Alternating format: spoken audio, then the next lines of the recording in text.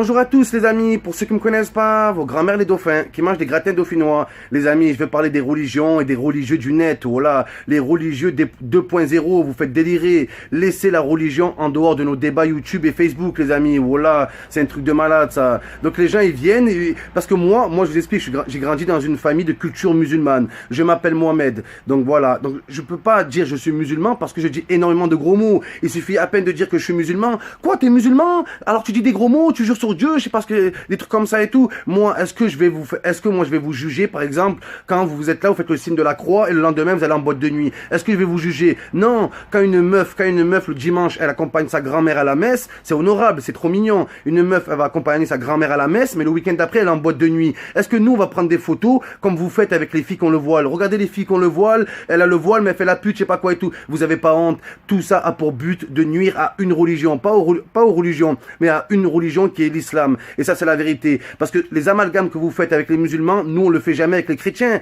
On est dans un pays chrétien. La plupart des Français de souche sont de culture chrétienne. Pourtant, ils dévient de leur religion. Regardez la fornication. Elle est interdite avant le mariage. Pourtant, ça s'est banalisé. Énormément de choses, de choses se sont banalisées. La France est un pays chrétien, pourtant, qui autorise les clubs libertins, qui autorise les plages nudistes. Donc voilà, les amis. Nous, on se permet pas de dire, regardez, les chrétiens, c'est ça. Regardez, les chrétiens, c'est ça. Nous, jamais on se permettra. Mais vous, quand vous voyez un musulman dévié, vous dites, regardez, l'islam, c'est ça. Quand moi, je dis des gros mots, vous dites, regardez, c'est ça les musulmans. Arrêtez. L'islam n'a pas besoin de moi. J'ai besoin de l'islam, mais l'islam n'a pas besoin de moi. Les religions, on a besoin des religions, mais les religions n'ont pas besoin de nous. Vous comprenez ça? Vous comprenez le délire? Pour qui vous prenez? La vie de ma mère. Les gens, le pire, c'est quand des chrétiens ou des juifs ou des bouddhistes, ils viennent en commentaire, ils te disent quoi? Ils te disent, ah, mais t'es pas un bon musulman. T'es quoi? T'es savant, toi? T'es savant? Tu pratiques même pas ta religion, tu respectes même pas ta religion, et tu viens donner des conseils aux religions des autres. Mais dans quel monde on est, les amis? Voilà. Dans quel monde on est? Les mecs, ils se prennent pour des savants. Ils sont partis 2 fois à la mosquée, mais faut arrêter au bout d'un moment.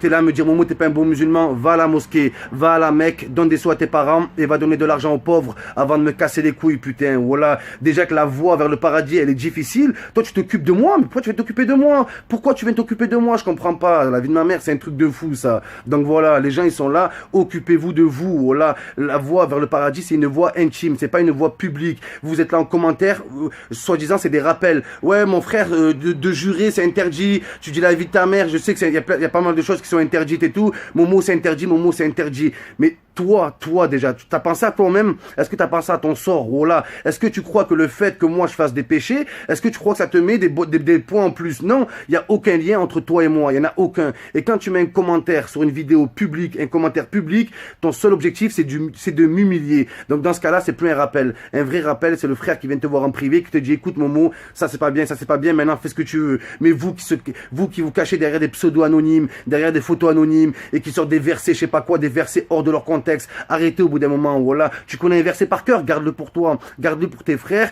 garde-le pour ton petit frère et tes cousins. Les mecs, je comprends pas, ils te connaissent pas, ils veulent sauver un youtubeur, ils veulent sauver ça. Arrêtez, voilà, arrêtez, vous êtes là à faire des rappels du matin au soir, vous passez plus de temps à donner des conseils qu'à vous donner des conseils à vous-même, qu'à lire, à faire de la lecture. Donc arrêtez au bout d'un moment. Le plus grand savant de tous les temps, c'est Cheikh Albani. Qu'est-ce qu'il a déclaré, les amis, avant de mourir? J'ouvre les guillemets, je connais rien de ma religion. Donc le plus grand savant de tous les temps déclare qu'il connaît rien de sa religion, qu'il n'en a pas appris assez au cours de sa vie, et vous qui connaissez rien, vous êtes parti une fois à la mosquée, vous avez vu 2 compiles sur YouTube, vous permettez de faire des serments. Arrêtez au bout d'un moment, arrêtez, parce que il y a d'autres personnes qui utilisent vos arguments contre les musulmans. À cause de vous, vos arguments sont repris. Donc voilà, après il y a l'argument du prénom. Oui, tu t'appelles Mohamed, donc tu dois pas dire de gros mots et tout. Donc oui, Mohamed, c'est le prénom le plus beau dans l'islam. Oui, c'est le prénom le plus respectable et tout. Donc faut respecter que ce prénom Mohamed et les prénoms des compagnons du prophète, Bilal et tout. Donc toi, si tu t'appelles Bilal, tu peux